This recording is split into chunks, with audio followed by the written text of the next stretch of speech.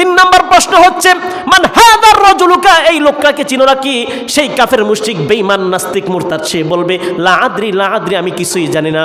সে বলবে এই লোকটাকে আমি দুনিয়াতে থাকা অবস্থায় তার কার্টুন বানিয়ে পত্রিকায় ব্যঙ্গ করেছি। নাউজুবিল্লাহ পড়ি আমরা সবাই। তার কার্টুন বানিয়ে পত্রিকার মধ্যে ব্যঙ্গ করেছিলাম, তাকে নাস্তিক বলে গালি দিয়েছিলাম। নাউজুবিল্লাহ পড়ি আমরা সবাই। তাকে মিথ্যাবাদী বলে গালি দিয়েছিলাম, তাকে এভাবে অশ্লীল কথাবার্তা বলে গালি দিয়েছিলাম। কিন্তু তাকে যখন প্রশ্ন করা হবে সে একটি সওয়াল জবাবও দিতে পারবে না।